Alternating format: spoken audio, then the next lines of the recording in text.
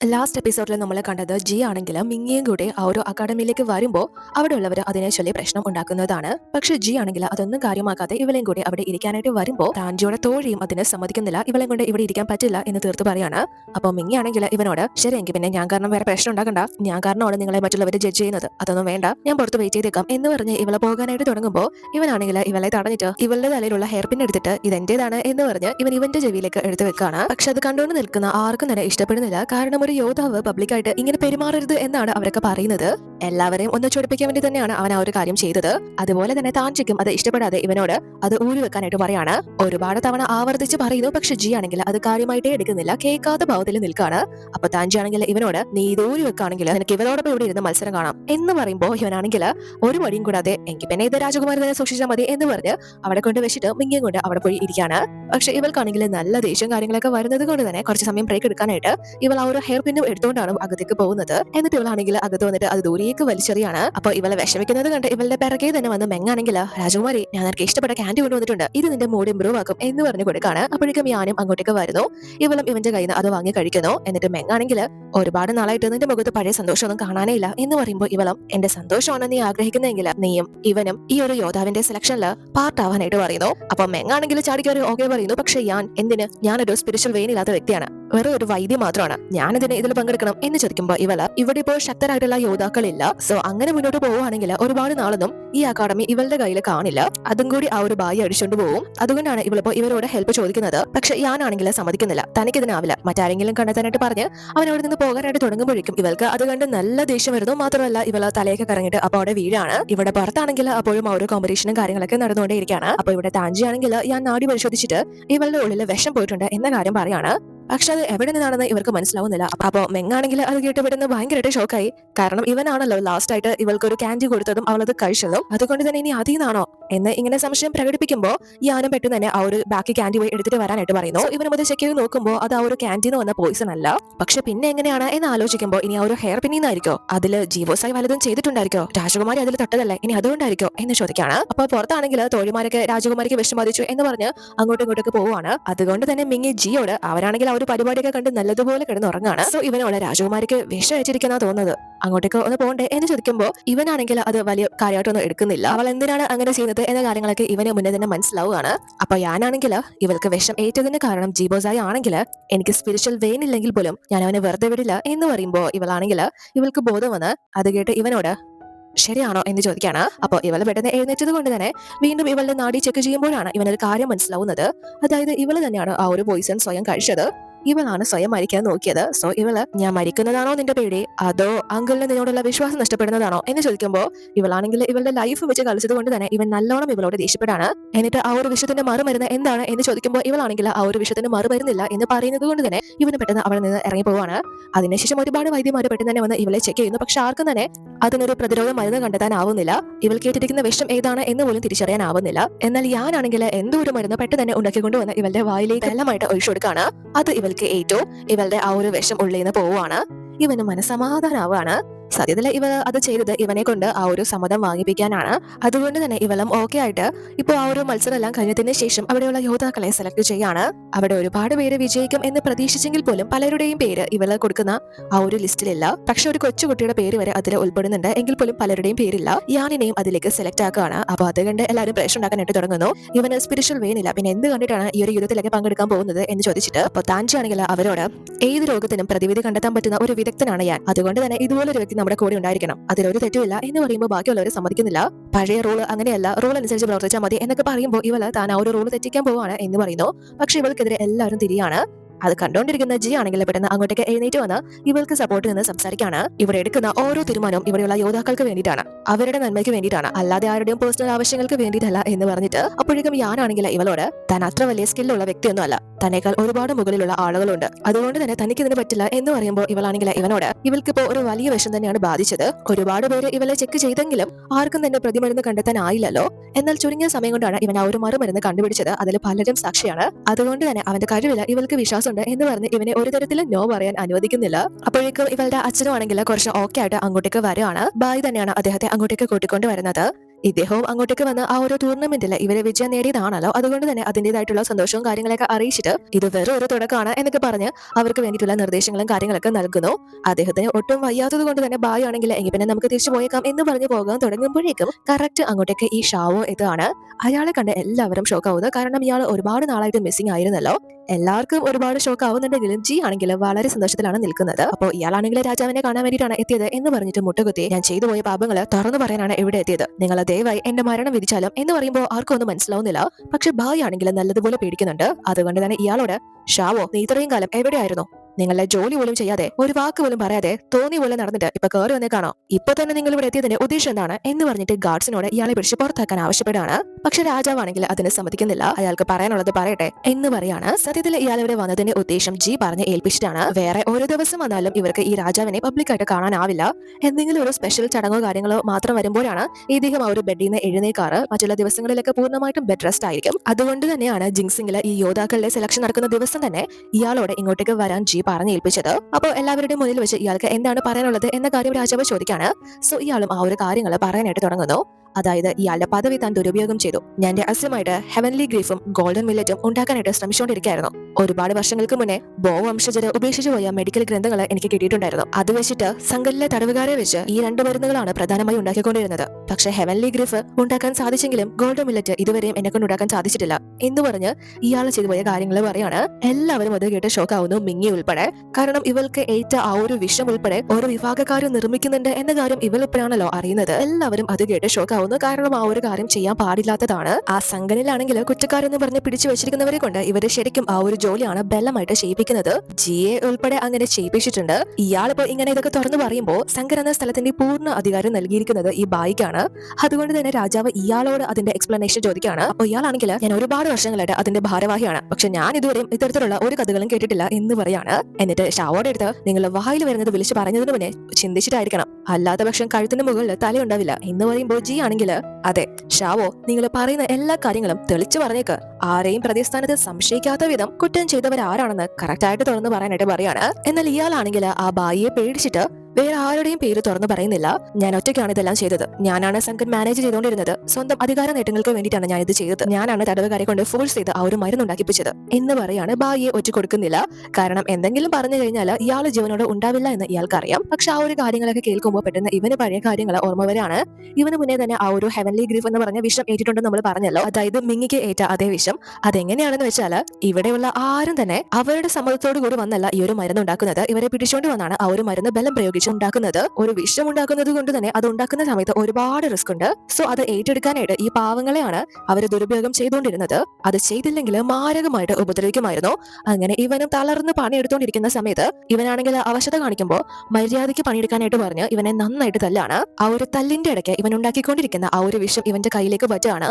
അതിൽ നിന്നാണ് ഇവൻ ആ ഒരു ഹെവൻലി ഗ്രിഫ് എന്ന വിഷം ബാധിക്കുന്നത്. ആ ഒരു സ്ഥലത്ത് ഇവൻ ഒരു നരക ജീവിതമാണ് അനുഭവിച്ചിരുന്നത്. അപ്പൊ ഈ രാജാവാണെങ്കിൽ ഇവിടെ സിധുവിനോട് ഇയാൾ പറയുന്ന കാര്യങ്ങളൊക്കെ സത്യമാണോ, വിശ്വസിക്കാവുന്നതാണോ എന്ന രീതിയിൽ ചോദിക്കുമ്പോൾ തനിക്ക് ഇതിനെപ്പറ്റി കൂടുതൽ കാര്യങ്ങൾ അറിയില്ല, എന്തായാലും ഈ കാര്യങ്ങൾ ഉള്ളതാണോ അല്ലോ എന്ന് കാര്യമായി ഇൻവെസ്റ്റിഗേറ്റ് ചെയ്താൽ മാത്രമേ പറയാൻ സാധിക്കൂ എന്ന് പറയുമ്പോൾ ഇയാൾ വീണ്ടും രാജാവിനോട് താൻ പറയുന്ന കാര്യങ്ങളൊക്കെ സത്യം തന്നെയാണ് എന്ന് പറയുന്നു. അതുകൊണ്ട് തന്നെ ഇദ്ദേഹവും ഈ ഒരു കേസ് തെളിയിക്കാനായിട്ട് ആവശ്യപ്പെടാണ്. അതുവരെ ഇയാളെ ജയിലിൽ അടയ്ക്കാം, സത്യം തെളിഞ്ഞു കഴിഞ്ഞാൽ അതിന് വിചാരണ ചെയ്ത് ശിക്ഷ വിധിക്കാം എന്നൊരു കാര്യത്തിലേക്ക് വരാണ്.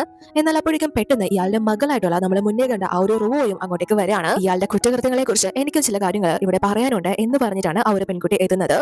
അവളെയും അങ്ങോട്ട് വരുത്തിച്ചത് ജി തന്നെയാണ്. നമ്മൾ മുന്നേ തന്നെ കണ്ടിരുന്നല്ലോ, ഇവന് ഒരു പ്രോമിസ് കൊടുക്കുന്നത് ഇവന് വേണ്ടി നിലനിൽക്കും എന്ന് പറഞ്ഞിട്ട്.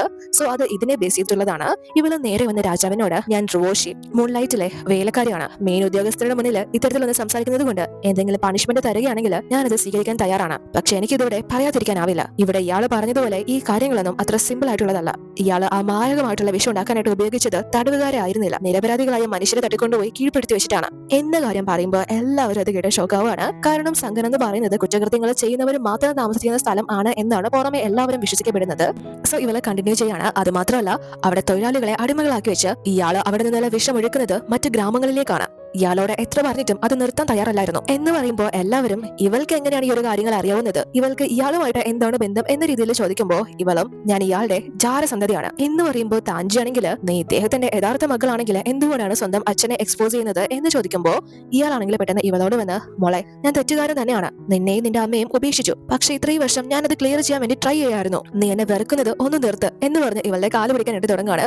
പക്ഷെ ഇവളാണെങ്കിൽ നല്ല ദേഷ്യം വന്ന് അയാളെ വലിച്ചെറിഞ്ഞിട്ട് നിങ്ങൾ ഇപ്പോ നല്ലൊരു അച്ഛനായിട്ട് അഭിനയിക്കാണോ എന്ന് ചോദിക്കാണ്. അതായത് ഇയാളാണെങ്കിൽ ഇവളെ ജനിച്ചപ്പോൾ തന്നെ അപൂർവ രോഗമായിട്ടാണ് ജനിച്ചത്, അതുകൊണ്ട് തന്നെ ഒരു ഹെൽത്തി ആയിട്ടുള്ള കുട്ടിയെ കിട്ടിയില്ല എന്ന് പറഞ്ഞിട്ട് ഇവളെയും ഇവളുടെ അമ്മയും ഇയാൾ ഉപേക്ഷിച്ചു. അതിനുശേഷം ഇവരുടെ ലൈഫ് വളരെ ദുരിതപൂർണ്ണമായിരുന്നു. അമ്മയാണെങ്കിൽ ആ ഒരു ദുഃഖത്തിൽ തന്നെയാണ് മരിക്കുന്നതും. പക്ഷെ ഇയാളുടെ ഫാമിലിയിൽ ഉൾപ്പെടെ ആ ഒരു രോഗം ഉള്ളവർ ഉണ്ടായിരുന്നു.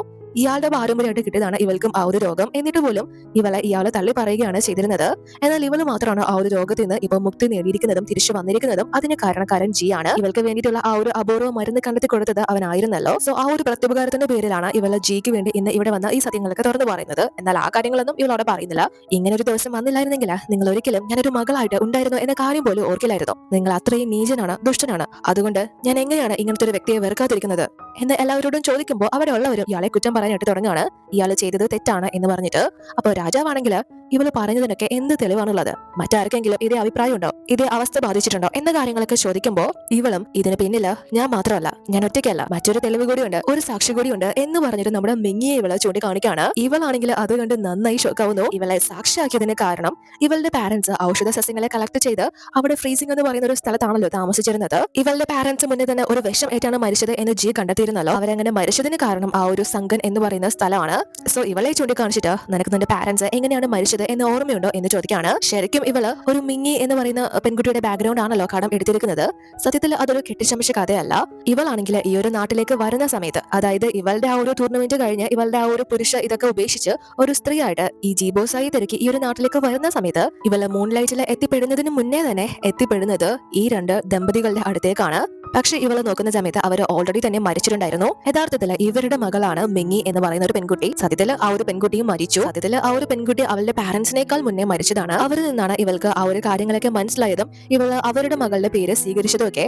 അതുകൊണ്ടാണ് ബൂഷെ മുന്നേ തന്നെ ഇവളുടെ ബാക്ക്ഗ്രൗണ്ട് ചെക്ക് ചെയ്യാൻ പോയ സമയത്ത് യഥാർത്ഥ വ്യക്തിയുടെ ഡീറ്റെയിൽസ് ആണ് അവന് കിട്ടിയത്. അപ്പോ ഇതെല്ലാം കണ്ട് ഇവൾക്കാണെങ്കിൽ ജി അവന്റെ കൊട്ടാരത്തില് ഇവളെ താമസിപ്പിച്ചതും അതുപോലെ തന്നെ ഇവളെ ചൂസ് ചെയ്തതും ഒക്കെ ഇവളെ ഇങ്ങോട്ട് കൂട്ടിക്കൊണ്ട് വരുന്നതിന് വേണ്ടിയിട്ടാണ്, ഇവനെ യൂസ് ചെയ്യാൻ വേണ്ടിയിട്ടാണ്, ഇവിടെ സാക്ഷി പറയാൻ വേണ്ടിയിട്ടാണ് എന്ന കാര്യങ്ങളൊക്കെ മനസ്സിലാവാണ്. ഇവൾ ആ ഒരു രീതിയിൽ ആ ഒരു കാര്യങ്ങളൊക്കെ എടുക്കാണ്. ഇവൻ ഇവളുടെ മുന്നിൽ നടിക്കായിരുന്നു എന്ന തരത്തില്. പക്ഷെ ഇവളാണെങ്കിൽ ആ മരിച്ചുപോയ ദമ്പതികളുടെ മകളുടെ ഐഡന്റിറ്റി ആണല്ലോ എടുത്തിരിക്കുന്നത്. അതുകൊണ്ട് തന്നെ ആ ഒരു കുടുംബത്തിന് താൻ കാരണം നീതി വാങ്ങി കൊടുക്കാനാകുമെങ്കിൽ അങ്ങനെ തന്നെ ആവട്ടെ എന്ന തരത്തില് ഇവളും ആ ഒരു കാര്യം സമ്മതിക്കാണ്.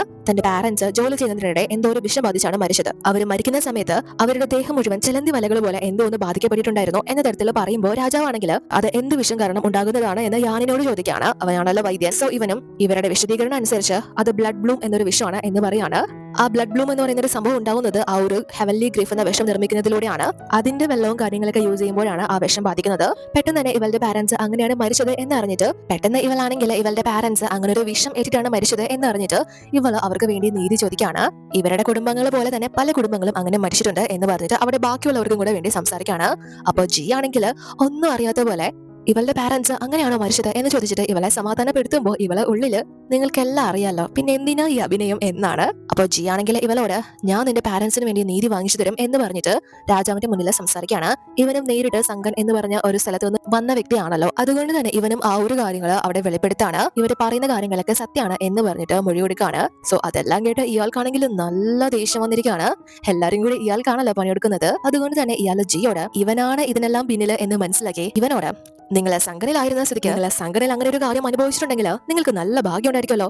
അതല്ല ഇവിടെ ഇപ്പോ എല്ലാരും കൂടെ ഒരുമിച്ച് എത്തിയത്. അല്ലാതെ പെട്ടെന്ന് എങ്ങനെയാ ഒരു പെൺകുട്ടി ഇവിടെ കയറി വരുന്നതും എന്തൊക്കെയോ വായി വരുന്ന കാര്യങ്ങൾ തുറന്നു പറയുന്നതൊക്കെ, അതിനുള്ള ധൈര്യം കാണിക്കുന്നത് വെറുതെ ഇതൊക്കെ അങ്ങ് നടക്കും തോന്നില്ല, ആരോ പിറകിൽ കളിക്കുന്ന പോലെയാണ് തോന്നുന്നത് എന്ന് പറഞ്ഞ് ഇവനെ അവിടെ പെടുത്താനായിട്ട് ശ്രമിക്കുമ്പോൾ ജി ആണെങ്കിൽ ഇയാളോട് ബായി നിങ്ങളെ പ്രധാനപ്പെട്ട ഒരു പോയിന്റ് മിസ്സാക്കി. ഇവിടെ ബാക്കിയുള്ളവരെ കുറ്റക്കാരനാക്കുന്നതിന് പകരം ഈ ഒരു പെൺകുട്ടി പറഞ്ഞ കാര്യങ്ങളെ കുറിച്ച് നിങ്ങൾ എന്താ അന്വേഷിക്കാത്തത്? അതിനെക്കുറിച്ചൊന്നും പറയാതെ എന്താണ് അതിനർത്ഥം? ഇതിന്റെയൊക്കെ പിന്നില് യഥാർത്ഥ കുറ്റവാളി കളിക്കുന്നില്ലേ? ഈ ഷാവോയ്ക്ക് മാത്രം എങ്ങനെയാണ് ആ കാര്യങ്ങളൊക്കെ ഒറ്റയ്ക്ക് ചെയ്യാൻ സാധിക്കുന്നത് എന്ന ചോദ്യം ചോദിക്കുമ്പോൾ എല്ലാവരും അതേ സംശയം മുന്നോട്ട് വെക്കാണ്. അപ്പോൾ താൻജിയും ഷാവോയുടെ അടുത്ത് ഇതിന് പിന്നില് മറ്റാരെങ്കിലും ഉണ്ടെങ്കിൽ ഇപ്പൊ തന്നെ സത്യം തുറന്ന് പറഞ്ഞേക്ക്, അങ്ങനെ പറഞ്ഞാൽ നിങ്ങൾക്ക് ഒരു കുഴപ്പം വരാതെ ഞാൻ നോക്കും എന്ന് പറയുമ്പോൾ എല്ലാവരും ഇയാളോട് സത്യം തുറന്നു പറയാനായിട്ട് ആവശ്യപ്പെടുന്നു. ഇയാളും എല്ലാവരുടെയും നിർബന്ധം കാരണം ഈ ബായിയുടെ പേര് പറയാനായിട്ട് വരുന്നു. സോ ഇനി കാര്യങ്ങൾ നേരെ ചൊവ്വേ പോയാൽ ശരിയാവില്ല എന്ന് മനസ്സിലാക്കി ബായി ആണെങ്കിൽ പെട്ടെന്ന് യാനിന് നിർദ്ദേശം കൊടുക്കാണ്. അതുകൊണ്ട് തന്നെ ഇവനാണെങ്കിൽ ഇവന്റെ കയ്യിലുള്ള ഒരു പിന്നെടുത്തിട്ട് എന്തോ ഒരു വിദ്യ കാണിച്ച് പെട്ടെന്ന് ഈ രാജാവിന്റെ അവസ്ഥ മോശമാക്കാണ്. അതുകൊണ്ട് തന്നെ എല്ലാവരുടെയും ഈ കാര്യത്തിലുള്ള ശ്രദ്ധ മാറുന്നു. യാന് പെട്ടെന്ന് തന്നെ ഇദ്ദേഹത്തിന്റെ അടുത്ത് ഓടി വന്ന് ഇദ്ദേഹത്തിന്റെ നാടിയൊക്കെ ചെക്ക് ചെയ്തിട്ട് ഇപ്പൊ ഇദ്ദേഹത്തിന് റെസ്റ്റ് ആവശ്യമാണ് എന്ന് പറഞ്ഞത് കൊണ്ട് തന്നെ ബായിയും എന്റെ സഹോദരനെ പെട്ടെന്ന് അകത്തേക്ക് കൊണ്ടുപോകാനായിട്ട് പറയാണ്. സോ രാജാവ് അങ്ങനെ അവിടെ നിന്ന് പോവാണ്. പക്ഷെ താഞ്ചിക്കാണെങ്കിൽ ആ ഒരു കാര്യങ്ങളൊക്കെ മനസ്സിലാവുകയാണ്. യാനാണ് ഇവളുടെ അച്ഛന്റെ അവസ്ഥ മോശമാക്കിയത് എന്ന കാര്യം. സോ ഇവൾക്ക് വീണ്ടും നല്ല ദേഷ്യവും സങ്കടമൊക്കെ വരികയാണ്. സോ ബായി ആണെങ്കിൽ ആ ഒരു ചാൻസ് യൂസ് ചെയ്ത് ഇത്രയും വലിയൊരു കുറ്റം ചെയ്ത വ്യക്തി ഇനി വെച്ചോണ്ടിരിക്കുന്നത് ശരിയല്ല എന്ന് പറഞ്ഞിട്ട് ഇയാളുടെ ആത്മാവ് നശിപ്പിച്ച് കളയാനായിട്ട് ഉത്തരവിടാണ്. ഇനി ഇയാൾ ജീവിച്ചിരുന്നാൽ ഇയാൾക്ക് പണി തന്നെയാണല്ലോ, അതുകൊണ്ടാണ്. അതിനുശേഷം ഇയാളാണെങ്കിൽ ഇവരോട് വന്ന്, അതായത് മിങ്ങിയോടും റുവോടെ അടുത്തും വന്ന് ഇങ്ങനെ ഒരു ധൈര്യം കാണിച്ച് ഇവിടെ എത്തിയതിൽ ഇവരെ അഭിനന്ദിച്ചിട്ട് ഇവർക്ക് വേണ്ട നീതി താൻ വാങ്ങി തരും എന്നൊക്കെ പറഞ്ഞിട്ട്, അല്ല നിങ്ങൾ ആര് പറഞ്ഞിട്ട് ഇങ്ങോട്ട് വന്നത് എന്ന കാര്യം ചോദിക്കാണ്. റുവോടെ അടുത്താണ് ഇയാൾ ആ ഒരു ചോദ്യം ചോദിക്കുന്നത്. പേടിക്കണ്ട, ഞാൻ നിങ്ങളെ പ്രൊട്ടക്ട് ചെയ്യാൻ വേണ്ടിയിട്ട് ഇതൊക്കെ ചോദിക്കുന്നത് എന്ന് പറയുന്നുണ്ടെങ്കിലും ഇവൾ അത് പറയാൻ തയ്യാറാവുന്നില്ല. അങ്ങനെ ഒരു വ്യക്തിയില്ല, ഞാൻ സ്വയം ഇഷ്ടപ്രകാരമാണ് ഈ കാര്യങ്ങളൊക്കെ എല്ലാം വെളിവാക്കിയത് എന്ന് പറയാണ്. ഇയാൾ ആഗ്രഹിക്കുന്നത് അവിടെ ജിയെ പ്രതിയാക്കാനാണ്. പറഞ്ഞില്ലെങ്കിലും ഇയാൾക്കറിയാം ഇവനാണ് അതിന് പിന്നിലെന്ന്. അതുകൊണ്ട് തന്നെ ഇവനോട്, ജിബോസായി നിങ്ങൾ മൂൺലൈറ്റിൽ എപ്പോഴും പോകാറുള്ള ഒരു വ്യക്തിയല്ലേ, ഈ ഫെയറിയെ നിങ്ങൾ അവിടെ കണ്ടിട്ടില്ലേ എന്ന് ചോദിക്കുമ്പോ ഇവൻ, അതിന് മൂൺലൈറ്റ് എപ്പോഴാണ് ഒഴിവുള്ളത്? എപ്പോ പോയാലും അവിടെ രണ്ടിടങ്ങളിൽ ആൾക്കാരുണ്ടാവും. അതിനിടയ്ക്ക് ഈ ഒരു പെൺകുട്ടിയെ ഞാൻ എവിടെ പോയി തപ്പി പിടിക്കാനാ? ഞാൻ ഒരിക്കൽ പോലും ഈ ഫേസ് കണ്ടതായിട്ട് ഓർക്കുന്നേ ഇല്ല എന്ന് പറയാണ്. പക്ഷെ മിങ്ങിക്ക് മനസ്സിലാവുന്നുണ്ട് ഇതെല്ലാം ചെയ്യിപ്പിക്കുന്നത് ഈ ജീബോസായി ആണ് എന്ന്. അപ്പോ ഇയാളാണെങ്കിൽ ഇവരുടെ ധൈര്യത്തേക്ക് അഭിനന്ദിച്ചിട്ട് ഇവര് ഒരു ധിക്കാരമാണ് കാണിച്ചത്, അതുകൊണ്ട് തന്നെ ഇവര് അതിന് വേണ്ടിയിട്ടുള്ള ശിക്ഷ അനുഭവിക്കണം എന്ന് പറഞ്ഞ് പണിഷ്മെന്റ് കൊടുക്കാണ്. ഒരു ചെറിയ പണിഷ്മെന്റ് ആണ്. ഒരു രാജ്യത്തിന്റെ ഭരണാധികാരിയുടെ മുന്നിലാണല്ലോ ഇവർ വന്ന സത്യങ്ങളൊക്കെ തുറന്നു പറഞ്ഞത്. പക്ഷെ അത് ഇവർക്ക് അനുവദിച്ചിട്ടുള്ള ഒരു കാര്യമല്ല. യഥാർത്ഥ രാജാവായിരുന്നെങ്കിൽ ചിലപ്പോൾ ഇങ്ങനെയൊന്നും വിധിക്കില്ലായിരുന്നു. പക്ഷെ ഇയാൾക്കാണെങ്കിൽ ഇവരെ ശിക്ഷിച്ചേ പറ്റൂ, കാരണം ഇയാൾക്ക് എതിരെയാണല്ലോ ഇവര് മൊഴി കൊടുത്തത്. അതുകൊണ്ട് തന്നെ അവരെ ശിക്ഷിക്കാനായിട്ട് അവിടെ നിന്ന് കൂട്ടിക്കൊണ്ടു പോകുന്നു. ജി ആണെങ്കിൽ അവരുടെ പിന്നാലെ പോകാൻ തുടങ്ങുമ്പോൾ ഇയാളാണെങ്കിൽ എനിക്ക് കുറച്ച് ഒഫീഷ്യൽ കാര്യങ്ങൾ സംസാരിക്കാനുണ്ട് എന്ന് പറഞ്ഞിട്ട് ഇവനെ അവിടെ നിന്ന് കൂട്ടിക്കൊണ്ടു പോവുകയാണ്. ഇവർ രണ്ടുപേരും ഇവിടെ കൊണ്ടുവന്ന് തൂക്കി കെട്ടിയിട്ടിരിക്കുകയാണ്. മിങ്ങി ആണെങ്കിൽ അപ്പോഴൊക്കെ തന്നെ ജി ആണ് കിടന്ന് കുറ്റം പറഞ്ഞുകൊണ്ടിരിക്കുന്നത്. അയാൾ കാരണമാണ് നമുക്ക് ഈ ഗതി വന്നത് എന്ന് പറഞ്ഞിട്ട്. പക്ഷെ റൂ ആണെങ്കിൽ അവനെ സപ്പോർട്ട് ചെയ്താണ് സംസാരിക്കുന്നത്. നിങ്ങൾ പറയുന്നത് പോലെ ജീബോസായി അത്ര മോശപ്പെട്ട വ്യക്തിയല്ല, അദ്ദേഹം വളരെ നല്ല വ്യക്തിയാണ്, അദ്ദേഹത്തെ അങ്ങനെ കുറ്റപ്പെടുത്തുന്നത് ശരിയല്ല എന്നൊക്കെ പറഞ്ഞിട്ട്. സോ അങ്ങനെ ഇവർ അങ്ങോട്ടും ഇങ്ങോട്ടും വാദിച്ച് രാത്രിയാവുകയാണ്. അപ്പോൾ ഇയാളാണെങ്കിൽ ഇവനെ വിളിച്ചോണ്ട് വന്നിട്ട് എന്തോ ഇമ്പോർട്ടന്റ് ആയിട്ടുള്ള കാര്യം പറയാനാണ് എന്നാണ് പറഞ്ഞത്. പക്ഷെ ഇതുവരെയും ആ ഒരു കാര്യത്തെ പറ്റി മാത്രം സംസാരിച്ചിട്ടില്ല. സോ ഇവനും ഇയാൾക്കൊന്നും പറയാനില്ലെങ്കിൽ താൻ എഴുതിട്ട് പോവാണ് എന്ന് പറഞ്ഞ് എഴുതിട്ട് പോകാൻ തുടങ്ങുമ്പോൾ ഇയാൾ ഇവനെ വിടുന്നില്ല. ഓരോന്ന് പറഞ്ഞ് അവനെ അവിടെ പിടിച്ചെടുത്താണ്. എന്നിട്ട് ആ ഒരു ഷാവോയുടെ കാര്യം എടുത്തിട്ടാണ്. അയാളുടെ കാര്യം കേട്ടാൽ ഞാൻ വളരെയധികം ഷോക്കായിരിക്കുകയാണ് എന്ന് പറഞ്ഞിട്ട് എല്ലാവരെയും ഒരുപാട് വിശ്വസിക്കുന്നു. അതാ എന്റെ തെറ്റ്. ഇനി അങ്ങനെയൊന്നും ഉണ്ടാവാതിരിക്കണമെങ്കിൽ നമ്മൾ രണ്ടുപേരും ഒരുമിച്ച് നിൽക്കണം എന്ന് പറയുമ്പോൾ ഇവനും അത് വളരെ നല്ല കാര്യമാണ് എന്ന് പറഞ്ഞിട്ട് അതൊക്കെ നമുക്ക് നോക്കാം. പക്ഷെ ഞാനിപ്പോ എന്റെ ഫെയറിയെ നന്നായിട്ട് മിസ് ചെയ്യുന്നുണ്ട്, എനിക്ക് അവളെ കണ്ടോളാൻ വയ്യ എന്ന് പറഞ്ഞിട്ട് ഇവൻ എഴുന്നേറ്റ് പോകുന്നു. ഇയാളും ഇവന്റെ പിന്നാലെ തന്നെ പോവാണ്. എന്നാൽ അപ്പോഴേക്കും ഇവരുടെ അടുത്ത് പെട്ടെന്ന് ഒരു ശക്തിയാണെങ്കിൽ വന്ന് അവിടെയുള്ള ഗാർഡ്സിനെ കീഴ്പ്പെടുത്താണ്. എന്നിട്ട് നേരെ റോഡ് അടുത്തേക്ക് വരാണ്. ഇവളുടെ ബോധവും പെട്ടെന്ന് പോവാണ്. ആ ഒരു ശക്തിയെ കാണുമ്പോൾ തന്നെ മിങ്ങിക്ക് അത് നെതർ ബീസ്റ്റ് ആണ് എന്ന് മനസ്സിലാവാണ്, അതായത് ദുഷ്ടശക്തികളുടെ ഒരു രൂപം. ഇവളെ പെട്ടെന്ന് അതുകൊണ്ട് തന്നെ ഗാർഡ്സിനെ വിളിക്കാൻ നോക്കുമ്പോൾ അവരാണെങ്കിൽ ഓൾറെഡി തന്നെ ബോധം പോയി കിടക്കാണ്. അതുകൊണ്ട് തന്നെ ആ ഒരു ശക്തി റുവോയെ കൊല്ലാനാണ് ശ്രമിക്കുന്നത് എന്ന് മനസ്സിലാക്കി ഇവളാണെങ്കിൽ പെട്ടെന്ന് ഇവളുടെ പവർ യൂസ് ചെയ്ത് ഇവളുടെ കെട്ടഴിക്കുന്നു. എന്നിട്ട് ആ ഒരു റുവോടെയും കെട്ടഴിച്ച് അവളെ താഴേക്ക് ഇടാണ്. അപ്പോഴേക്കും ആ ഒരു ശക്തിയാണെങ്കിൽ ഇവരുടെ അടുത്തേക്ക് വീണ്ടും വരുന്ന സമയത്ത് ഇവളാണെങ്കിൽ അതിനെ ഇവളുടെ പവർ കൊണ്ട് പ്രതിരോധിക്കുകയാണ്. എന്നാൽ ഇവളെ ശക്തമായിട്ട് ഫോഴ്സ് യൂസ് ചെയ്യുന്നത് കൊണ്ട് തന്നെ ഇവളുടെ ആ ഒരു ഉള്ളിലുള്ള വിഷം സ്പ്രെഡ് ആയിക്കൊണ്ടിരിക്കുകയാണ്. സോ ഇവൾക്ക് ഇതിനെ ഇവളുടെ സ്പിരിച്വൽ പവർ മാത്രം യൂസ് ചെയ്തുകൊണ്ട് ഇതിനെ ആക്രമിക്കാനാവില്ല. അതുകൊണ്ട് തന്നെ ഇവളെ പെട്ടെന്ന് ആ റുവോയുടെ തലയിലുണ്ടായിരുന്ന ഒരു ഹെയർപിൻ എടുത്തിട്ട് അതിനെ ഒരു അമ്പാക്കി മാറ്റി ആ ഒരു ശക്തിക്ക് നേരെ പ്രയോഗിക്കുകയാണ്. അതും സ്പോട്ടിൽ തന്നെ ഇല്ലാണ്ടായിട്ട് അവിടെ നിന്ന് പോവുകയാണ്. ഇവൾ അത്രയും നന്നായിട്ട് സ്ട്രെങ്ത് എടുത്തത് കൊണ്ട് തന്നെ ഇവളുടെ ബോഡി നന്നായിട്ട് വീക്ക് ആവുന്നു. അത് മാത്രമല്ല ഇവളെ ഇത്രയും ഫോഴ്സിൽ ഇവളുടെ പവർ യൂസ് ചെയ്തത് കൊണ്ട് തന്നെ ഇവളുടെ ആ ഒരു ഹെവൻലി ഗ്രീഫിൽ ഉണ്ടായിരുന്ന ഒരു ഇതള് കൊഴിഞ്ഞു പോവുകയാണ്. എന്നിട്ട് ഇവളാണെങ്കിൽ ഇവളെ പവർ യൂസ് ചെയ്തതൊക്കെ മറ്റാരെങ്കിലും കണ്ടോ എന്ന് നോക്കാണ്. പക്ഷെ അതെല്ലാം തന്നെ ഈ ഒരു വ്യക്തിയെ കണ്ടിട്ടുണ്ടായിരുന്നു. ഇവളാണെങ്കിൽ അത് കണ്ട് നല്ല ഷോക്കാവുകയാണ്. സിധു അവിടുത്തെ ഒരു ഉയർന്ന പൊസിഷനിൽ ഇരിക്കുന്ന വ്യക്തിയാണല്ലോ, അതും ബായിയുടെ ആളാണ്. അതുകൊണ്ട് തന്നെ ഇവളെ നല്ലോണം പേടിക്കാണ്. അപ്പോഴേക്കും അവിടെ എന്താ സംഭവിക്കുന്നത്, എന്താ ശബ്ദം എന്നൊക്കെ ചോദിച്ചുകൊണ്ട് ബായിയും കൂട്ടരും അങ്ങോട്ടേക്ക് വരുവാണ്. അതുകൊണ്ട് തന്നെ ഇവൾ അത് മനസ്സിലാക്കി പെട്ടെന്ന് ഒന്നും അറിയാത്ത പോലെ അവിടെ ബോധം പോയി വീഴുന്നു. അവളുടെ അഭിനയം കൂടെ കണ്ട് ഇവൻ നന്നായിട്ട് തന്നെ ഞെട്ടി നിൽക്കുകയാണ്. സോ അപ്പോഴേക്കും ഇവരും അങ്ങോട്ടേക്ക് എത്താണ്. ജി ആണെങ്കിൽ പെട്ടെന്ന് മിങ്ങി തറയിൽ കിടക്കുന്നത് കണ്ട് ഒന്നും മനസ്സിലാവാതെ ഓടി അവളുടെ അടുത്തേക്ക് ചെല്ലുന്നു. എന്നിട്ട് അവളെ എഴുന്നേൽപ്പിച്ച് എനർജിയും കാര്യങ്ങളൊക്കെ കൊടുക്കാണ്. സത്യത്തിലെ ഈ ബായി തന്നെയാണ് ആ ഒരു കാര്യങ്ങളൊക്കെ ചെയ്യിപ്പിച്ചത്. കാരണം ആ ഒരു പെൺകുട്ടി ഇനി സാക്ഷി പറയാതിരിക്കാൻ വേണ്ടിയിട്ട് റുവോയെ നശിപ്പിക്കാൻ തന്നെയാണ് ഇയാൾ ശ്രമിച്ചത്. അവിടെയുള്ള ഗാർഡ്സ് ആണെങ്കിൽ ബോധം പോയി വീണതെല്ലാം മരണപ്പെട്ടതാണ്. പക്ഷെ ഇയാളാണെങ്കിൽ ഒന്നും അറിയാത്ത പോലെ അവിടെ ഓൾറെഡി ഉണ്ടായിരുന്നത് സിധു ആണല്ലോ. അതുകൊണ്ട് തന്നെ ഇവനോട് എന്താ ഇവിടെ നടന്നത് എന്ന് ചോദിക്കുന്നു. അപ്പോഴേക്കും ഇവൾക്കും ബോധം വരികയാണ്. സിധു സത്യം പറഞ്ഞാലോ എന്ന് വിചാരിച്ച് ഇവൾ നല്ലോണം തന്നെ പേടിക്കുന്നുണ്ട്. സോ ഇവൾ എഴുന്നേൽക്കുന്നത് കണ്ട് ജി ഇവളോട് എന്താ പറ്റിയത് എന്ന് ചോദിക്കുമ്പോൾ ഇവളും ഇവിടെ നെതർ ബീസ്റ്റ് വന്നിട്ടുണ്ടായിരുന്നു, അതാണ് എല്ലാവരെയും കൊലപ്പെടുത്തിയത്, ഞങ്ങളെയും കൊല്ലാൻ ശ്രമിച്ചതാണ് എന്ന് പറയുമ്പോൾ ഈ ബായിയുടെ പിയെ നെതർ ബീസ്റ്റോ, അത് അസാധാരണമായിട്ടുള്ള കാര്യമാണ്. രക്തദാഹികളായ നെതർ ബീസ്റ്റുകൾ 1.5 നൂറ്റാണ്ട് മുന്നേ എന്നേക്കുമായിട്ട് ഈ ഭൂമിയിൽ തന്നെ ഇല്ലാതായതാണ്. അതുകൊണ്ട് എന്തായാലും അവരായിരിക്കില്ല. അവരായിരുന്നെങ്കിൽ എങ്ങനെയാണ് നീ ജീവനോട് ഇരിക്കുന്നത് എന്ന് ചോദിക്കുമ്പോൾ ഇവല ഞാൻ ശരിക്കും കണ്ടതാണ്, അത് നെതർ ബീസ്റ്റ് തന്നെയാണ്. ഇദ്ദേഹം ഞങ്ങളെ രക്ഷപ്പെടുത്തിയില്ലായിരുന്നെങ്കിൽ ഞങ്ങളും തീർച്ചയായും മരിച്ചാനെ എന്ന് പറഞ്ഞിട്ട് സിധുവിന് അവിടെ ഒരു രക്ഷക സ്ഥാനം കൊടുക്കുമ്പോൾ ഇവനാണെങ്കിൽ അതും കേട്ട് ഷോക്കാവാണ്. ഞാനോ എപ്പോ എന്ന അർത്ഥത്തിലാണ് ഇവ നോക്കുന്നത്. അപ്പൊ ബായി ആണെങ്കിൽ ഇവനോട് നീ എന്തോന്നും മിണ്ടാത്തത്, ആരാ ഇവരെ രക്ഷപ്പെടുത്തിയത്, നെതർ ബീസ്റ്റുകളെ നീ കണ്ടോ എന്ന് ചോദിക്കാണ്. അപ്പൊ ഇവളാണെങ്കിൽ സോറി തനിക്ക് വേറെ വഴിയില്ല എന്ന് പറഞ്ഞിട്ട് ഇവളുടെ പവർ യൂസ് ചെയ്ത് ഇവനെ മയക്കാനായിട്ട് തുടങ്ങുന്നു. പക്ഷെ അപ്പോഴേക്കും ഇവനാണെങ്കിൽ അതെ ഞാൻ കണ്ടു, ഷാവോയെ കൊണ്ടാക്കിയിട്ട് തിരിച്ചു വന്ന വഴിക്കാണ് ഇവിടെ ഒരുപാട് നെതർ ബീസ്റ്റുകളെ കണ്ടത്, അവര് ഈ ഫെയറിമാരെ അറ്റാക്ക് ചെയ്യായിരുന്നു, അതുകൊണ്ട് എനിക്ക് നോക്കിക്കൊണ്ട് നിൽക്കാനായില്ല എന്ന് പറഞ്ഞിട്ട് ആ കാര്യങ്ങള് ഇവർക്ക് അനുകൂലമായിട്ട് സംസാരിക്കുമ്പോൾ ഇവൾക്ക് ഒന്നും തന്നെ മനസ്സിലാവുന്നില്ല. ഇവളുടെ പവർ വിഡ്രോ ചെയ്യുന്നു. എന്നാൽ ഇയാളാണെങ്കിൽ ഇവൻ പറയുന്നത് വിശ്വസിക്കുന്നില്ല. അതുകൊണ്ട് തന്നെ ഇവനോട് ശരി നിങ്ങൾ അത് കണ്ടെങ്കിൽ നെതർ ബീസ്റ്റുകളാണ് ഇവിടെ വന്നതെങ്കിൽ സ്പിരിച്വൽ വെയിനില്ലാത്ത നീ എങ്ങനെയാണ് അതിനെതിരെ പോരാടിയത്, നീ എന്ത് ചെയ്തു എന്ന് ചോദിക്കുമ്പോൾ ഇവൻ ഞാൻ ജനിച്ചപ്പോഴേ സ്പിരിച്വൽ വെയിനില്ലാത്ത വ്യക്തിയായിരുന്നു, അതുകൊണ്ട് തന്നെ ഞാൻ എന്നെ പ്രൊട്ടക്ട് ചെയ്യാൻ വേണ്ടിയിട്ട് ഒരുപാട് ആയോധന കലകൾ പഠിച്ചിട്ടുണ്ട്, അത് വെച്ചിട്ടാണ് ഈ 2 ഫെയറുകളുടെയും ജീവൻ രക്ഷപ്പെടുത്തിയത് എന്ന് പറയാണ്. ഇവൾക്കാണെങ്കിൽ ഇവൻ തന്നേക്കാൾ വലിയ രീതിയിൽ അഭിനയിക്കുന്നത് കണ്ട് ഒന്നും മനസ്സിലാവുന്നില്ല. അപ്പൊ ജി ആണെങ്കിൽ അത് കേട്ട് ഇയാളോട് ഇവിടുത്തെ മേധാവി തന്നെ സാക്ഷിയായിട്ട് ഈ കാര്യങ്ങളൊക്കെ പറയുമ്പോൾ അത് നിങ്ങൾ വിശ്വസിക്കുന്നതിന് പകരം സംശയിക്കുകയാണോ ചെയ്യുന്നത്, അങ്ങനെ നെതർ ബീസ്റ്റുകൾ തിരിച്ചു വന്നിട്ടുണ്ടെങ്കിൽ അത് നമ്മുടെ 6 ലോകത്തിനും ആപത്താണ്, അതുകൊണ്ട് എത്രയും പെട്ടെന്ന് അതിനെപ്പറ്റി കാര്യമായ ഒരു അന്വേഷണം നടത്തണം എന്ന് പറയുമ്പോൾ ഇയാളും വേറെ വഴിയില്ലാതെ സിധുവിനോട് തന്നെ അതിനെക്കുറിച്ചുള്ള കാര്യങ്ങൾ അന്വേഷിക്കാനായിട്ട് പറഞ്ഞ് ഏർപ്പാട് ചെയ്യുന്നു. അതിനുശേഷം ഇവളെ ഇപ്പൊ തിരിച്ച് വൂഗിയിൽ എത്തിയിരിക്കുകയാണ്. അപ്പൊ 27 ആണെങ്കിൽ ഇവളെ നല്ലോണം ശകാരിക്കുന്നുണ്ട്. നീ വല്ലവരുടെയും കാര്യത്തിൽ ഇടപെടുന്നത് പണ്ടത്തെ പോലെയല്ല, എനിക്ക് പണ്ട് ഒരു കുഴപ്പമില്ലായിരുന്നു, പക്ഷെ നീ ഇപ്പൊ സ്വയം സുഖമില്ലാതിരിക്കുകയാണ്, അതിനിടയ്ക്ക് എന്തിനാണ് ഈ വഴിയെ പോകുന്നതൊക്കെ വിളിച്ചു വരുത്തുന്നത് എന്ന് ചോദിച്ച് ഇവളെ ശകാരിക്കാണ്. അപ്പൊ ഇവളാണെങ്കിൽ എനിക്ക് കുഴപ്പമൊന്നുമില്ല എന്ന് പറഞ്ഞ് അവനെ ആശ്വസിപ്പിച്ചിട്ട് ആ സമയത്ത് ഞാനല്ലാതെ ആ പെൺകുട്ടിയെ രക്ഷപ്പെടുത്താനായിട്ട് മറ്റാരും അവിടെ ഉണ്ടായിരുന്നില്ല, പക്ഷെ ഇന്ന് സംഭവിച്ചതൊക്കെ വളരെ കോംപ്ലിക്കേറ്റഡ് ആയിട്ടുള്ള കാര്യങ്ങളാണ്, സംഘടന നിർമ്മിക്കുന്നത് കൊടൂരമായിട്ടുള്ള വിഷമാണ്, മാത്രമല്ല നൂറ്റാണ്ടുകളായി ഈ ഭൂമിയിലില്ലാത്ത നെതർ ബീസ്റ്റുകളാണ് ഇപ്പൊ പ്രത്യക്ഷപ്പെട്ടിരിക്കുന്നത്. എല്ലാം കൂടി നോക്കുമ്പോൾ ഒരു വലിയ പ്രശ്നം മുന്നിൽ കാണുന്നുണ്ട്. ജീബോസായി എന്തായാലും നീതി ഉയർത്തിപ്പിടിക്കുന്ന വ്യക്തിയൊന്നുമല്ല, അയാൾ സ്വന്തം ലക്ഷ്യങ്ങൾക്ക് വേണ്ടിയിട്ട് ഇതൊക്കെ ചെയ്യുന്നത് എന്നൊക്കെ പറഞ്ഞുകൊണ്ട് നിൽക്കുമ്പോൾ തന്നെ ജി അങ്ങോട്ടേക്ക് വരുന്നത് കൊണ്ട് തന്നെ 27 ആണെങ്കിൽ പെട്ടെന്ന് പൂച്ചയായിട്ട് ഓടിപ്പോവാണ്. ഇവനും ഇവളോട് വന്ന് നിന്നെ നെതർ ബീസ്റ്റുകൾ ആക്രമിച്ചോ, നിനക്ക് എന്തെങ്കിലും പറ്റിയോ എന്ന് ചോദിക്കുമ്പോൾ ഇവള് ഇല്ല എനിക്കൊന്നും പറ്റിയില്ല, ആ പെൺകുട്ടിക്ക് എങ്ങനെയുണ്ട് എന്ന് ചോദിക്കുമ്പോൾ ഇവനും അവൾക്ക് കുഴപ്പമൊന്നുമില്ല എന്ന് പറഞ്ഞിട്ട് ഇവളോട് വീണ്ടും എന്തെങ്കിലും പറ്റിയോ എന്ന് ചോദിക്കുമ്പോൾ ഞാൻ പറഞ്ഞില്ല എനിക്കൊന്നും പറ്റിയില്ല, എന്താ നിങ്ങൾ എന്റെ കാര്യോർത്ത് ഒരുപാട് വറീഡാവുന്നുണ്ടോ എന്ന് ചോദിച്ചിട്ട് ഇവനോട് കൊഞ്ചാനായിട്ട് തുടങ്ങുമ്പോൾ ഇവനും നീ റെസ്റ്റ് എടുക്കുക എന്ന് പറഞ്ഞ് ഇവളെ തൂക്കിയെടുത്ത് അവിടെ കൊണ്ടുപോയി ഇരുത്തിയിട്ട് ഇവളുടെ ഷൂസ് ഒക്കെ എടുത്ത് മാറ്റി കൊടുത്ത് ഇവളെ അവിടെ കിടത്തി നീ ഉറങ്ങിയിട്ടേ ഞാൻ പോകുന്നുള്ളൂ എന്ന് പറഞ്ഞിട്ട് അവിടെ തന്നെ ഇരിക്കുകയാണ്. അവൾ ഉറങ്ങിയതിന് ശേഷം മാത്രമാണ് ഇവൻ പുറത്തേക്ക് പോകുന്നത്. പക്ഷെ അവൻ അവിടെ നിന്ന് പോയി കഴിയുമ്പോൾ ഉടനെ തന്നെ 27 ആണെങ്കിൽ അങ്ങോട്ടേക്ക് വരുന്നു. ഇവളും എഴുന്നേൽക്കുന്നു. അവിടെ വേറെ എന്തൊക്കെയോ നടക്കാൻ പോകുന്നത് ഇവർക്ക് അറിയാം, അതുകൊണ്ട് തന്നെ ജിയെ ഫോളോ ചെയ്യാനായിട്ടാണ് ഇവർ പോകുന്നത്. അപ്പൊ ഇവിടെയാണെങ്കിൽ ഈ ഷാവോയുടെ വധശിക്ഷ നടപ്പാക്കാണ് സിധു തന്നെയാണ് അത് ചെയ്യുന്നത്. ഇവനാണല്ലോ അത് ബായി ഏൽപ്പിച്ചിരുന്നത്. സോ ഇയാൾ ചെയ്തതിന്റെ എല്ലാ ശിക്ഷയ്ക്കും ആയിട്ടുള്ള ഷോക്കും കാര്യങ്ങളൊക്കെ ഇയാൾക്ക് കൊടൂരമായിട്ട് നൽകുകയാണ്. ഇയാളുടെ ശരീരം നന്നായിട്ട് തന്നെ നശിപ്പിക്കുകയാണ്. ഇയാൾക്ക് അതുകൊണ്ട് തന്നെ ഇനി ഒരുപാട് സമയങ്ങളൊന്നുമില്ല, കുറച്ച് നിമിഷങ്ങൾ മാത്രമാണ് ബാക്കിയുള്ളത്. സോ അവർ അവരുടെ ശിക്ഷ നടപ്പാക്കിയതിന് ശേഷം അവിടെ നിന്ന് പോകുന്നു. പക്ഷെ അവർ പോയി കഴിയുമ്പോൾ ഉടനെ തന്നെ ജിയും ബൂഷയും കൂടെ അങ്ങോട്ടേക്ക് എത്തുകയാണ്. അപ്പോൾ ഇയാളാണെങ്കിൽ ഇവനെ കണ്ട് ജിബോസായി നിങ്ങൾ പറഞ്ഞ പോലെ തന്നെ ഞാൻ എല്ലാം പാലിച്ചിട്ടുണ്ട്, ഞാൻ എന്റെ പാപങ്ങൾ എല്ലാം തുറന്നു പറഞ്ഞു, ഇപ്പതേ മരണത്തിന് കീഴടങ്ങാൻ പോകുന്നു, ഒരു വട്ടം പോലും ഞാൻ എവിടെയും നിങ്ങളുടെ പേര് പരാമർശിച്ചിട്ടില്ല, അതുകൊണ്ട് തന്നെ നിങ്ങൾ എനിക്ക് തന്ന വാക്കും അതുപോലെ പാലിക്കണം, എന്റെ മകൾക്ക് നിങ്ങൾ ആ ചെടി നൽകണം, അവളുടെ അസുഖം ട്രീറ്റ് ചെയ്യണം, ഞാൻ ഈ ലോകത്ത് ഏറ്റവും കൂടുതൽ കെയർ ചെയ്യുന്ന ഒരേ ഒരു വ്യക്തി അവളെ മാത്രമാണ് എന്ന് പറയുമ്പോൾ ജി ആണെങ്കിൽ ചിരിച്ചിട്ട് നിങ്ങൾ എന്താ വിചാരിച്ചത് ഞാൻ എന്റെ ശത്രുവിന് കൊടുക്കുന്ന വാക്ക് പാലിക്കുന്നാണോ എന്ന് ചോദിക്കുമ്പോൾ ഇയാൾക്ക് വട്ടുപിടിക്കാണ്. നീയല്ലേ പറഞ്ഞത് നീ ആ മരുന്ന് നശിപ്പിച്ചോ, എന്റെ മകൾ എവിടെയാണ്, ഇപ്പൊ അവള് ജീവനോടുണ്ടോ, എന്റെ വംശത്തിന്റെ ഒരു പിൻഗാമി അവള് മാത്രമാണ് എന്നൊക്കെ പറഞ്ഞ് ഇയാൾ ഭയങ്കരമായിട്ട് സ്നേഹം കാണിക്കുമ്പോൾ ജി ആണെങ്കിൽ നിങ്ങൾ അതുകൊണ്ട് മാത്രമാണോ ഒരു നല്ല ഫാദറായിട്ട് ഇപ്പൊ അഭിനയിക്കുന്നത്, ഇത് ഒരുപാട് നാളായില്ലല്ലോ തുടങ്ങിയിട്ട് എന്ന് ചോദിച്ചിട്ട് ഇവൻ ഇയാളുടെ മെമ്മറി ഫുള്ള് പരിശോധിച്ച ഒരു വ്യക്തിയാണല്ലോ. സോ ശരിക്കും അവളോട് സ്നേഹം കാണിക്കുന്നതിന് കാരണവും അവൾക്ക് വേണ്ടി ആ ഒരു മരുന്ന് കണ്ടെത്താൻ ശ്രമിച്ചതൊക്കെ ഇയാളുടെ കുടുംബത്തിന് വേണ്ടിയിട്ടാണ്.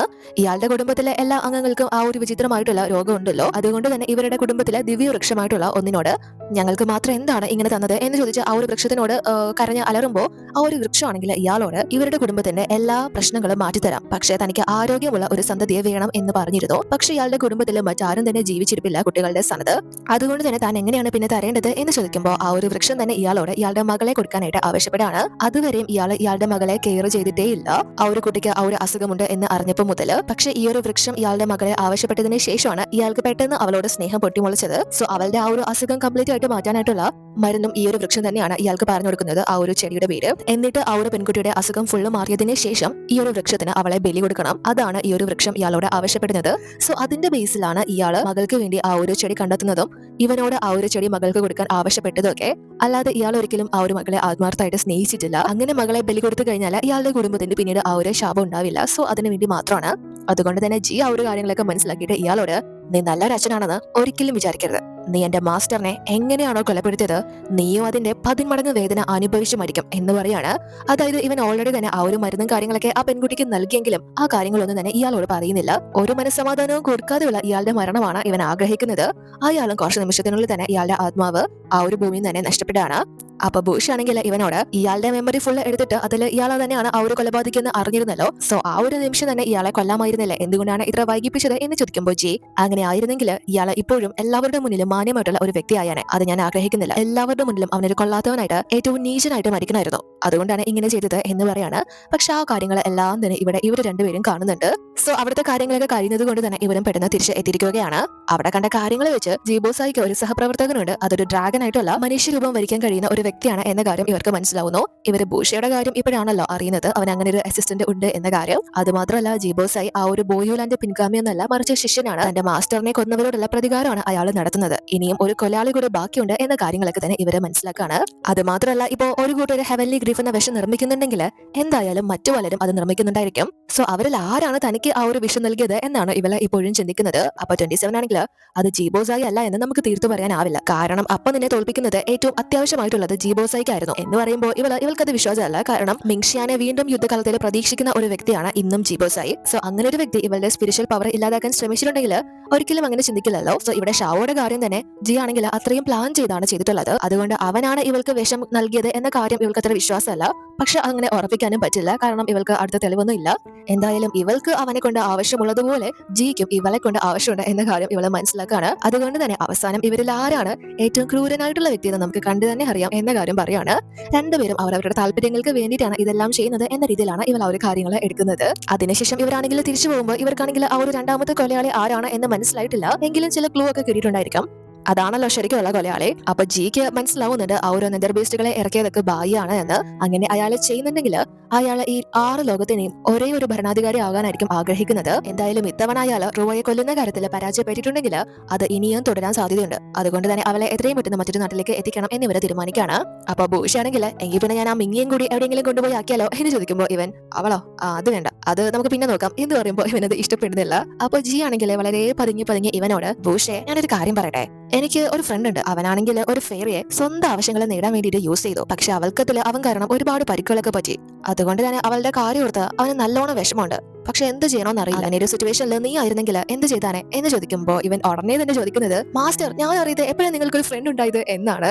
അതാരാ, നിങ്ങൾ എപ്പോഴാണ് പരിചയപ്പെട്ടത്? എനിക്കറിയില്ലല്ലോ, നിങ്ങൾ പുതിയ ഫ്രണ്ടിനെയൊക്കെ ഉണ്ടാക്കിയല്ലേ എന്ന് ചോദിച്ച് ഇവൻ ചോദിച്ചതിന് ഒരു മറുപടിയേ അല്ല കൊടുക്കുന്നത്. അതുകൊണ്ട് തന്നെ ജിയും ഞാനൊന്നും പറഞ്ഞില്ല എന്ന് പറഞ്ഞിട്ട് ഇറങ്ങി പോവുകയാണ്. എന്നിട്ട് ഇവർ തിരിച്ചെത്തുമ്പോൾ ഇവരെ വിളിക്കാനായിട്ട് ഈ ഒരു ഗ്രാനിയും എത്തിയിട്ടുണ്ട്. അപ്പൊ ഈ ഗ്രാനിയെ കണ്ട് ബൂഷി ആണെങ്കിൽ ഓടി വന്ന്, ഗ്രാനി അറിഞ്ഞോ മാസ്റ്ററിന് പുതിയ ഫ്രണ്ടായി എന്ന് പറഞ്ഞിട്ട് ആ ഫ്രണ്ടിന്റെ കാര്യങ്ങൾ ഇവരോട് പറയാനായിട്ട് തുടങ്ങുമ്പോൾ ജി ആണെങ്കിലും മിണ്ടാതിരിക്കാനായിട്ട് പറയാണ്. അപ്പോ ബൂഷെ എന്തുകൊണ്ട് പറഞ്ഞോടാ, ഇത് മാസ്റ്ററിന്റെ ഫ്രണ്ടിന്റെ കാര്യമല്ലേ എന്ന് ചോദിക്കുമ്പോൾ ഇവനൊന്നും പറയാനാവുന്നില്ല. പറയാനായിട്ട് പറയുന്നു. അതുകൊണ്ട് തന്നെ ബൂഷയും ആ ഒരു കാര്യങ്ങളൊക്കെ ഈ ഗ്രാനിയോട് പറയാണ്, മാസ്റ്ററിന്റെ ഫ്രണ്ട് ഒരു ഫെയറിയെ യൂസ് ചെയ്ത കാര്യം. പക്ഷെ ഗ്രാനിക്കാണെങ്കിൽ ആ ഒരു കാര്യങ്ങളൊക്കെ പറയുമ്പോൾ അത് ആരെ കുറിച്ചാണ്, ഏത് ഫെയറിയെ കുറിച്ചാണ് എനിക്ക് കറക്റ്റ് ആയിട്ട് തന്നെ മനസ്സിലാവുന്നുണ്ട്. അതുകൊണ്ട് തന്നെ, അല്ല പ്രഭു നിങ്ങൾ ഏത് തരത്തിലുള്ള ഫെയറിയെ ഇഷ്ടപ്പെടുന്നത് എന്ന് ചോദിക്കുന്നു. ഇവനും ഒന്ന് ആലോചിച്ചിട്ട്, അവള് വളരെ ഫ്രീ ആയിട്ട് നടക്കുന്ന ഒരുപാട് ട്രിക്കുകൾ കാണിക്കുന്ന ഒരു വ്യക്തിയാണ്. പക്ഷെ ശരിക്കും അവള് ലോയലാണ്. എനിക്ക് തോന്നുന്നത് അവള് വളരെ ടഫ് ആയിട്ടുള്ള ഒരു വ്യക്തിയാണെന്നാണ് പറയുമ്പോൾ ഇവര്, എങ്കിൽ പിന്നെ നിങ്ങളുടെ ഫ്രണ്ട് ആ ഫെയറിയോട് ഒരു ക്ഷമാപണം നടത്തുന്നത് നല്ലതായിരിക്കും, അതാണ് ആദ്യം ചെയ്യേണ്ടത് എന്ന് പറയുമ്പോ ഇവനും ശരി എങ്കിൽ പിന്നെ ഞാൻ ആ ഫ്രണ്ടിനോട് ഒന്ന് സംസാരിക്കട്ടെ എന്ന് പറഞ്ഞിട്ട് അവിടെ നിന്ന് പോവാണ്. അതിനുശേഷം പിറ്റേന്ന് ഇവിടെ എല്ലാവരുടെയും യോഗം വിളിച്ചിരിക്കുകയാണ്. കാരണം ആ ഒരു ഷാവോയുടെ വിധി നടപ്പാക്കിയല്ലോ. സോ അതിന്റെ ബേസ് ചെയ്തിട്ടുള്ള കാര്യങ്ങൾ അറിയിക്കാനാണ്. പക്ഷെ ജിക്കാണെങ്കിൽ അതിൽ യാതൊരുവിധ വിശ്വാസം ഇല്ല.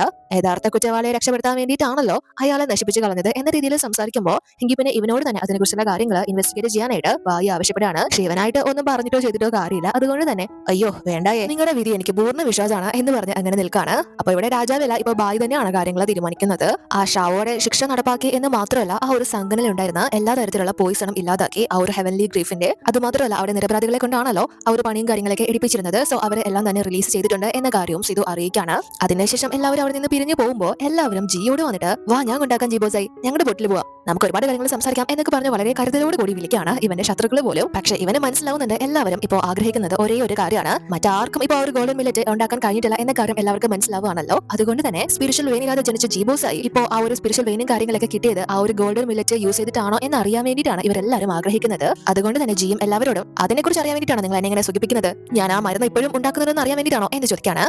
അപ്പോൾ ഞാനാണെങ്കിലോ ഇവനോട് ജീബോസായി ഷാവോ വിചാരിച്ചിട്ട് പോലും ഗോൾഡൻ മില്ലറ്റ് ഉണ്ടാക്കാൻ കഴിഞ്ഞിട്ടില്ല, അതുകൊണ്ട് തന്നെ ഇവിടെയുള്ള എല്ലാവർക്കും അതിനെക്കുറിച്ച് അറിയാനുള്ള ആകാംക്ഷയുണ്ട്, അത് നിങ്ങളായിട്ട് തന്നെ ഞങ്ങളോട് തുറന്നു പറഞ്ഞൂടെ, ആ മരുന്ന് നിങ്ങളുടെ കൈവശമുണ്ടോ എന്ന് ചോദിക്കുമ്പോൾ എല്ലാവരും ഇവനോട് ആ ക്വസ്റ്റ്യൻ ആവർത്തിക്കാണ്. അപ്പോൾ ഇവനും സത്യസന്ധമായിട്ട് പറയുകയാണെങ്കിൽ അതെന്റെ കയ്യിലുണ്ട് എന്ന് പറയാനായിരിക്കും വരുന്നത് എന്നാണ് എല്ലാവരും വിചാരിക്കുന്നത്. പക്ഷേ ഇവൻ ആ ഒരു കാര്യമേ അല്ല പറയുന്നത്, ആ ഒരു റിംഗ് തിരിച്ചിട്ട് കൈ മാറ്റാണ്. അപ്പോഴേക്കും അങ്ങോട്ട് മിങ്ങിയതാണ്. അവിടെ ഒരുപാട് പേര് നിൽക്കുന്നുണ്ട് എന്നൊന്നും ഇവർ നോക്കുന്നില്ല, ഇവർ ഓടി വളരെ റൊമാൻറ്റിക് ആയിട്ടാണ് പബ്ലിക്കായിട്ട് ആ ഒരു കാര്യങ്ങളൊക്കെ ചെയ്യുന്നത്. അത് ആർക്കും തന്നെ അക്സെപ്റ്റ് ചെയ്യാനാവുന്നില്ല.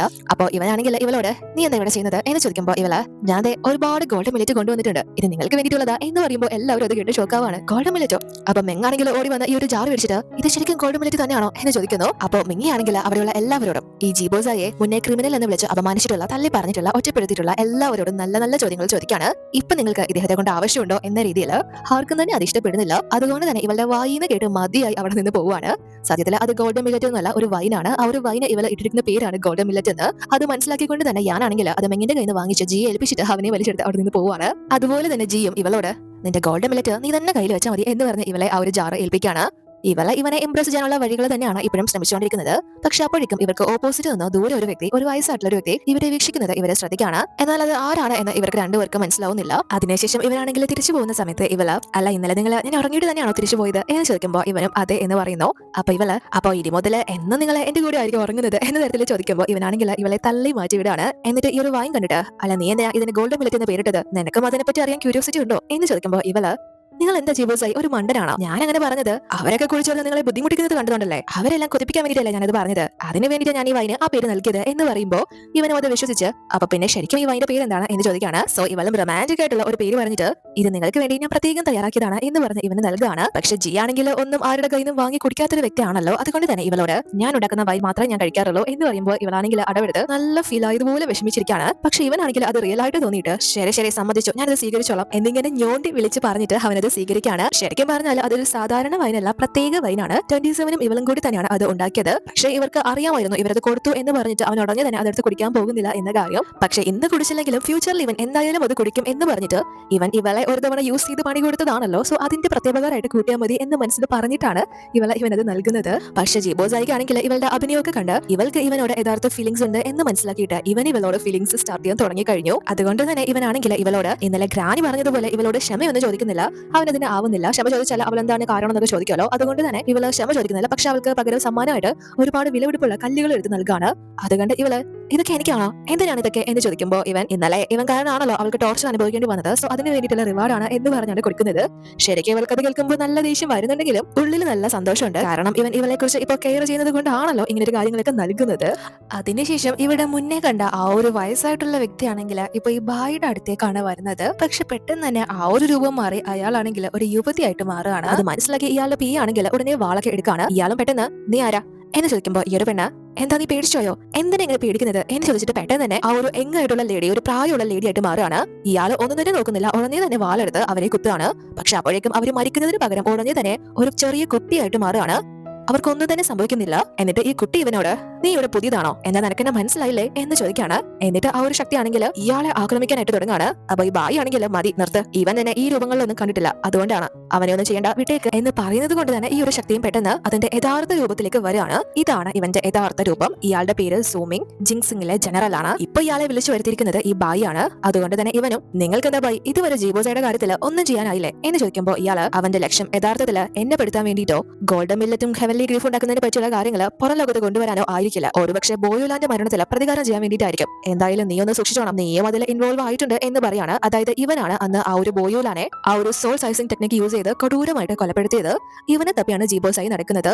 അപ്പൊ ഈ ബായി ആണെങ്കിൽ ഇയാൾ എന്തായാലും സൂക്ഷിക്കണം, അവന്റെ കാര്യത്തിൽ നമുക്ക് തീരുമാനം എടുക്കുന്നത് വരെ എന്തായാലും നമ്മളൊന്ന് കെയർഫുൾ ആയിരിക്കണം എന്ന് പറയുമ്പോൾ ഇവനാണെങ്കിൽ ചിരിച്ചിട്ട് ഞാൻ യൂസുഫ് ഫോക്സ് വംശത്തിൽപ്പെട്ട വ്യക്തിയാണ്, എന്റെ ആദ്യ ആത്മാവിനെ കണ്ടെത്താൻ ജീബോസായി അല്ല ആര് വിചാരിച്ചാലും നടക്കാൻ പോകുന്നില്ല എന്ന് പറഞ്ഞിട്ട് പെട്ടെന്ന് തന്നെ ഒരു ശക്തിയായിട്ട് മാറുകയാണ്. അതായത് ഇവന് ഒരുപാട് വേഷങ്ങള് നമ്മൾ മുന്നേ കണ്ടതുപോലെ തന്നെ പെട്ടെന്ന് മാറാനായിട്ട് കഴിയും.